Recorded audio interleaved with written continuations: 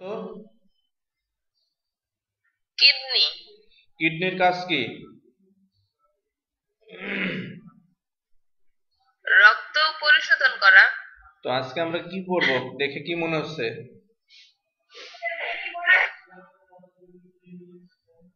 Kidney কোন তন্ত্রের অংশ?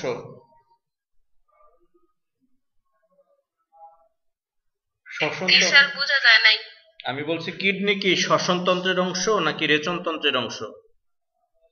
রেচনতন্ত্র। তাহলে আজকে আমরা পড়বো ঘাসফড়িং এর রেচন তন্ত্র। দেখো, রেচন এবং রেচন তন্ত্র কি সেটা আমরা জানবো। ঘাসফড়িং এর রেচন তন্ত্রের বিভিন্ন অংশগুলির নাম জানবো, আর মালপিজিয়ান নালিকার বিভিন্ন অংশের গঠন, কাজ, আর এর সাথে রেচন যে প্রক্রিয়া সেই প্রক্রিয়াটা সম্পর্কে জানবো। তো রেচন কাকে বলে দেখো, আজকেও কিন্তু পরীক্ষা হবে এগুলির উপরে, ভালো করে শিখবা। দেহ থেকে নাইট্রোজেনজাত বর্জ্য পদার্থ নিষ্কাশনই হলো রেচন। তাহলে রেচন কাকে বলে বলো? দেহ থেকে নাইট্রোজেনজাত বর্জ্য পদার্থ নিষ্কাশনই হলো রেচন। দেহ থেকে নাইট্রোজেনজাত বর্জ্য পদার্থ নিষ্কাশনই হলো রেচন। যেসব অঙ্গের মাধ্যমে দেহ থেকে নাইট্রোজেনজাত বর্জ্য পদার্থ নিষ্কাশিত হয় তাদেরকে বলা হয় রেচন অঙ্গ বা রেচনতন্ত্র। যেসব অঙ্গের মাধ্যমে দেহ থেকে নাইট্রোজেনজাত বর্জ্য পদার্থ নিষ্কাশিত হয় তাদেরকে কি বলে? রেচন অঙ্গ। তো মানুষের একটা রেচন অঙ্গের নাম বলো তো।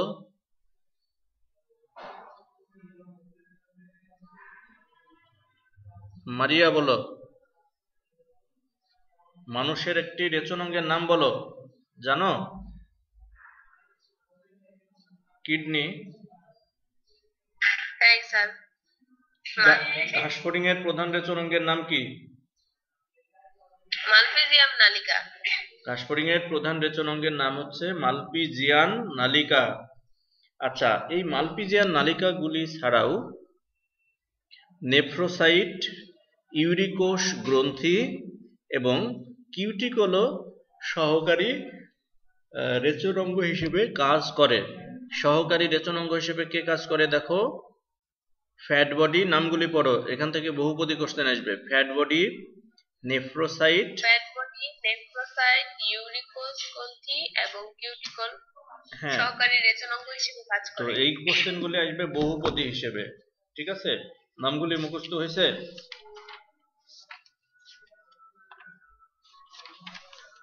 আচ্ছা, এখন দেখি যে এই শব্দগুলির নাম মনে রাখতে হবে। ঘাসফড়িং এর প্রধান রেচন অঙ্গের নাম কি? মালপিজিয়ান নালিকা। মালপিজিয়ান। আপনারা পরীক্ষার খাতায় অনেকে লিখেন মালপিজিয়াম। মালপিজিয়াম না, মালপিজিয়ান, ঠিক আছে? আচ্ছা, এরপরে দেখি যে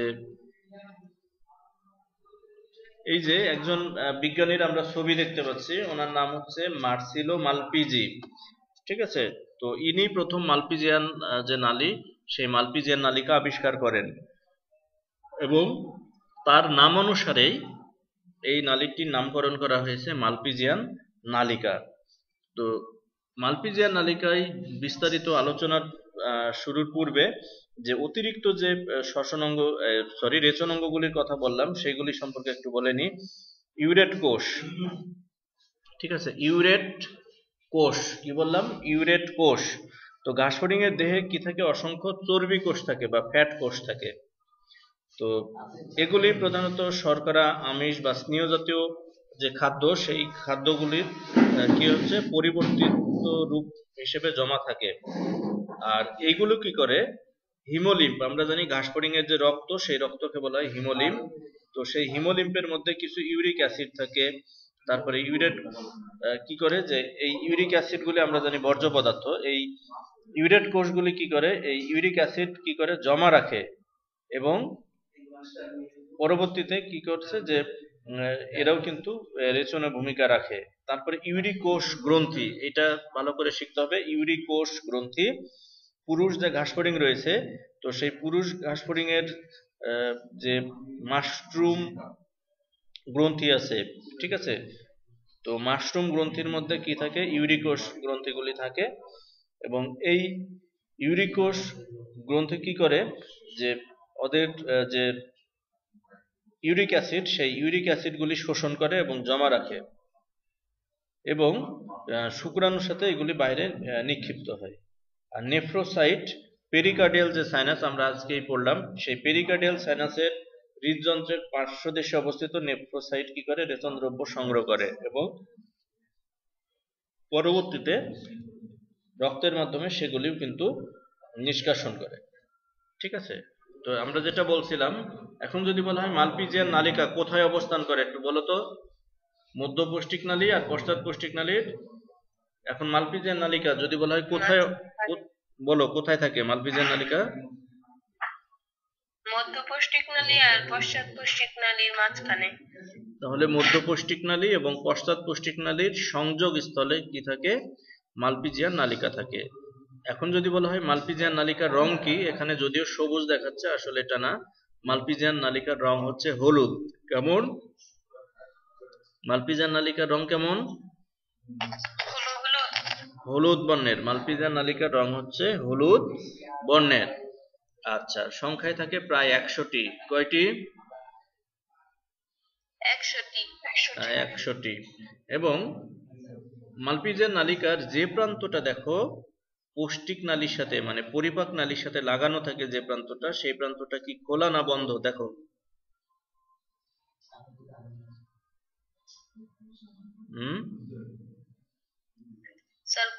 খোলা। আর যে প্রান্তটা হিমোসিলের মধ্যে থাকে সেই প্রান্তটা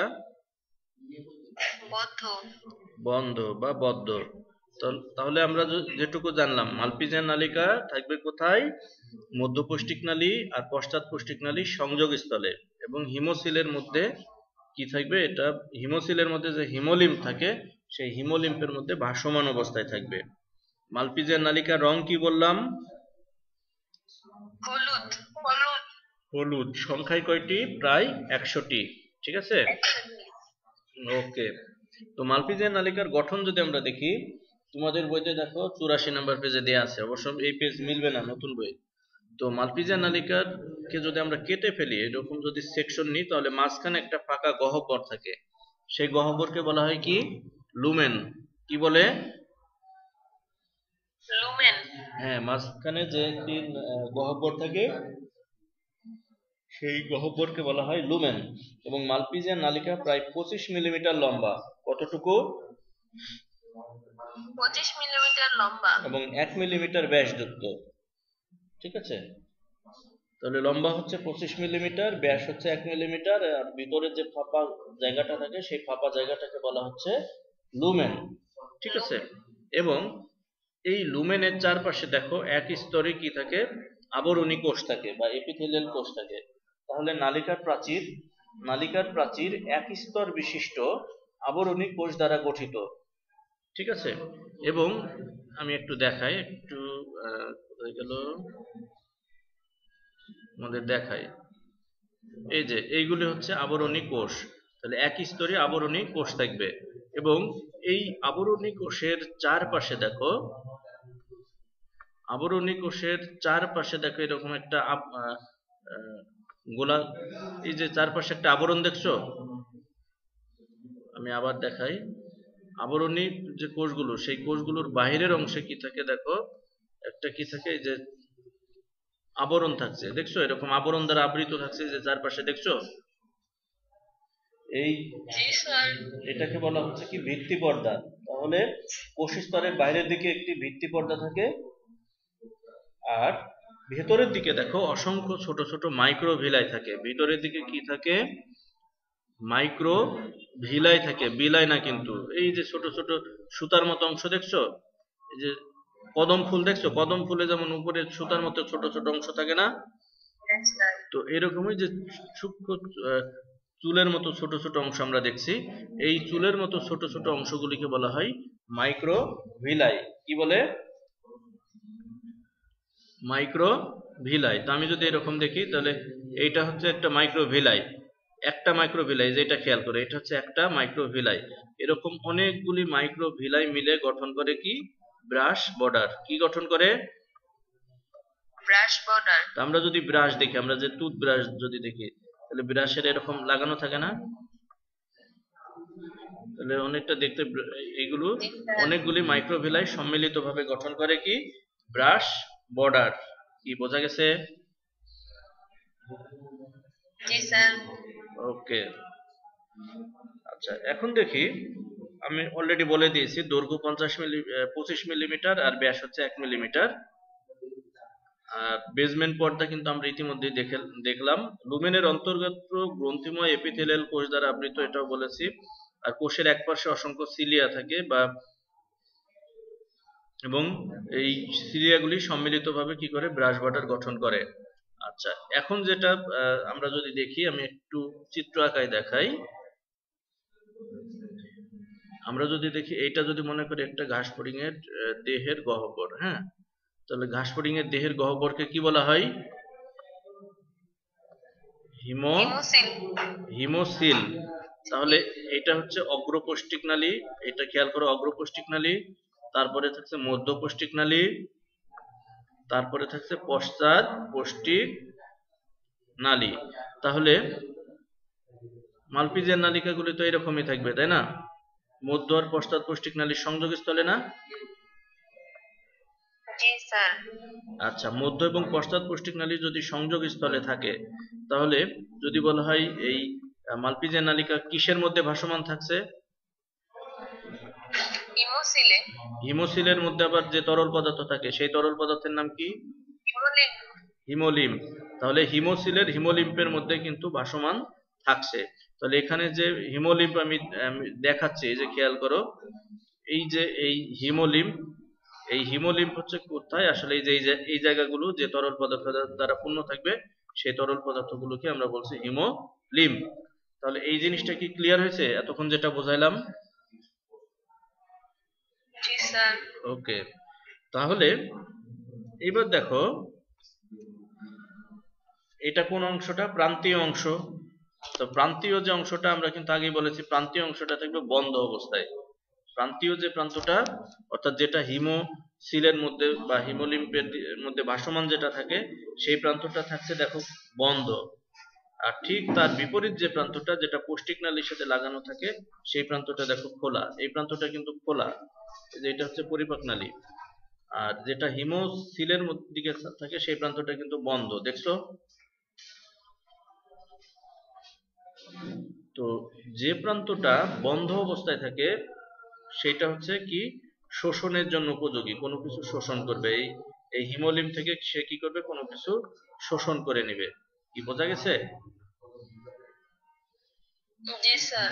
ওকে, এখন দেখি, আর গোড়ার অংশ দেখো মুক্ত। তাহলে এই যে গোড়ার অংশটা মুক্ত, এখানে কিন্তু এরকম আটকানো নাই। যদি আটকানো থাকতো তাহলে অনেকটা দেখাতো যে এরকম বিষয়টা। যদি এটা আটকানো থাকতো তাহলে এরকম এখানে ওয়াল থাকতো, সেই ওয়াল কিন্তু এখানে নাই।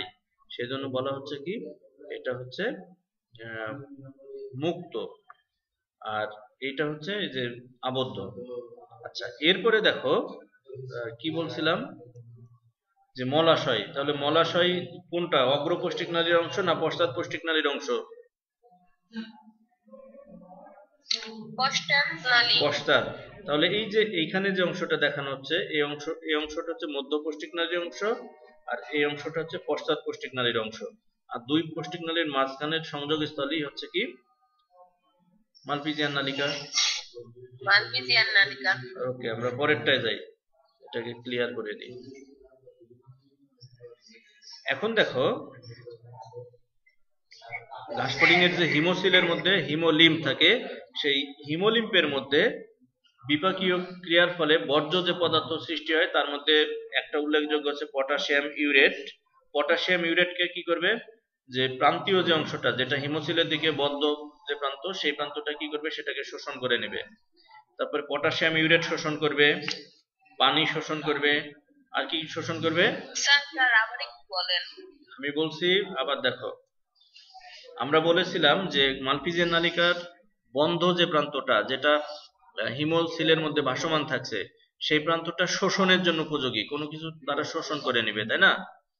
তো হিমোসিলের মধ্যে যে দূষিত পদার্থ বা বর্জ্য পদার্থ হিসেবে যে পটাশিয়াম ইউরেট ছিল, সেই পটাশিয়াম ইউরেট কি করবে? এই বদ্ধ অংশটা শোষণ করে নেবে। তারপরে পানি শোষণ করে নেবে, তারপরে কার্বন ডাই অক্সাইড গুলিকে শোষণ করে নেবে। কোন প্রান্তটা? বন্ধ প্রান্তটা। শোষণ করার পর এই নালিকার ভিতরে যখন এই উপাদানগুলি চলে যাবে তখন কি হবে? এখানে কিছু রাসায়নিক বিক্রিয়া ঘটবে। বিক্রিয়ার মাধ্যমে potassium urate, carbon die oxide এবং পানি পরিবর্তিত হয়ে যাবে। পরিবর্তিত হয়ে কি উৎপন্ন করবে? দেখো, পরিবর্তিত হয়ে পটাশিয়াম বাইকার্বনেট এবং ইউরিক অ্যাসিড উৎপন্ন করবে। বুঝছো? আচ্ছা, এরপরে কি হবে দেখো, পটাশিয়াম বাইকার্বনেট, ইউরিক অ্যাসিড, এবার কি হলো? পটাশিয়াম দেখো বাইকার্বনেট এবার কোন অংশে চলে গেল? মুক্ত যে প্রান্ত সেই প্রান্তে চলে গেল, তাই না? এবার মুক্ত প্রান্তে চলে গিয়ে কি হবে? এই পটাশিয়াম বাইকার্বনেট থেকে কি হবে? এখানে পুনঃশোষণ ঘটবে। গোড়ার অংশটা পুনঃশোষণ করে নিয়ে পটাশিয়াম বাইকার্বনেট আবার কোথায় ফেরত গেল? দেখো তো, পটাশিয়াম বাইকার্বনেট কোথায় ফেরত যাবে? হিমোলিম্ফের মধ্যে। Very good. তারপরে পানিও আবার পুনঃশোষণ ঘটবে গোড়ার অংশে। তারপরে পুনঃশোষণের পরে পানি কোথায় ফেরত যাবে? হিমোলিম্ফে। আচ্ছা, এরপরে ইউরিক যে অ্যাসিড, সেই ইউরিক অ্যাসিড কোথায় চলে যাবে?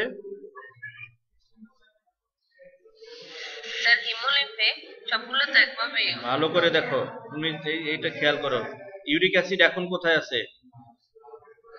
গোড়ার অংশে, মুক্ত অংশে, তাই না? এবার সে কোন দিকে চলে গেল? পৌষ্টিক নালীর দিকে, পরিপাক নালীর দিকে চলে গেল না? এরপরে দেখো, এই ইউরিক অ্যাসিড কি হবে? যে পরিপাক নালীর ভিতরে যাওয়ার পর এখান থেকে যে পানিগুলি, অতিরিক্ত পানি শোষণ করে নেবে এই পশ্চাৎ পৌষ্টিক নালী। শোষণ করার পর এই ইউরিক অ্যাসিডকে শুষ্ক মল হিসেবে কি করবে? দেহের বাইরে বের করে দেবে। এবার বুঝছো? ওকে, এখন আমরা যে বিষয়গুলি এতক্ষণ আলোচনা করলাম দেখো। এখানে কি বলা হচ্ছে? যে সবগুলো ইউরেট, লবণ, পানি, কার্বন ডাই অক্সাইড শোষিত হবে। কোন অংশে? বন্ধ অংশে। নালিকার অভ্যন্তরে এগুলি পরিবর্তিত হয়ে পটাশিয়াম বাইকার্বনেট এবং ইউরিক অ্যাসিডে পরিণত হবে। তারপরে কি হবে? নালিকার গোড়ার অংশ দ্বারা, হ্যাঁ দেখো, নালিকার গোড়ার অংশ দ্বারা পটাশিয়াম বাইকার্বনেট এবং কিছু পানি, নালিকার গোড়ার অংশ দ্বারা পটাশিয়াম বাইকার্বনেট এবং কিছু পানি পুনঃশোষিত হয়ে কি করবে? হিমোলিম্ফে ফেরত আসবে। হ্যাঁ, ওই যে পটাশিয়াম বাইকার্বনেট আর পানি। আর রেতন পদার্থ রূপে ইউরিক অ্যাসিড পানির সাথে পৌষ্টিক নালীর গহ্বরে প্রবেশ করবে এবং পশ্চাৎ যে অন্ত্র, রেকটাম, সেই পশ্চাৎ অন্ত্রের মলাশয়ে অধিকাংশ পানি পুনঃশোষিত হবে এবং শক্ত ইউরিক অ্যাসিড আমরা দেখলাম মলের সাথে দেহের বাইরে নিষ্কাশিত হয়ে যাবে। তো এবার বলো, বুঝতে কোনো অসুবিধা আছে নাকি?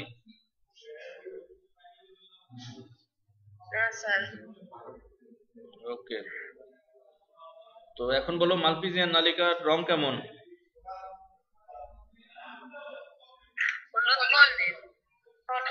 হলুদ বর্ণের। সংখ্যা কয়টি? প্রায় 100টি। ওকে, তাহলে সবাইকে ধন্যবাদ। আর পরে কে কে জয়েন করছো?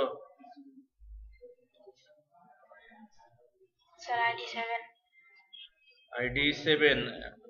আপনি কি গ্রুপে কোনো লিংক দেখতে পাচ্ছেন?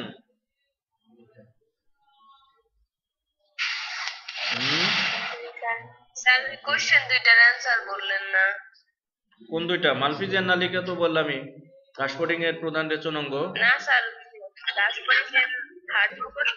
আচ্ছা, ঘাসফড়িং এর হিমোসিল, শোনো, ঘাসফড়িং এর হিমোসিল হচ্ছে, এই সরি, সাইনাস হচ্ছে 3টা, আর ঘাসফড়িং এর হার্টের প্রকোষ্ঠ তো 7টা। আর একটা কি কোশ্চেন বলো? আচ্ছা, যারা পরে আসছো এই যে লিংকে গিয়ে পরীক্ষা দাও। অ্যালারি পেশি প্রত্যেক প্রকোষ্ঠে 1 জোড়া। আমি কি বলছি টোটাল কয় জোড়া? আমি বলছি প্রতি প্রকোষ্ঠে কয় জোড়া থাকে? দুই পাশে একটা একটা করে 1 জোড়া। আচ্ছা, পরে যারা আসছো এই পরীক্ষাটা দাও। ইশিকা, তারপরে আসছো মুন, তোমরা পরীক্ষাটা দাও। জেরিন, পরীক্ষাটা দাও।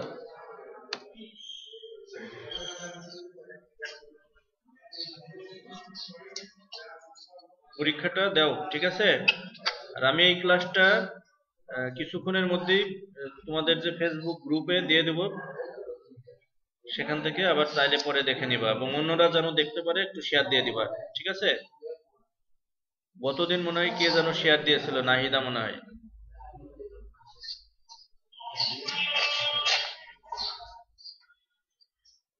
3 জন সাবমিট করছো, বাকিরা সাবমিট করো।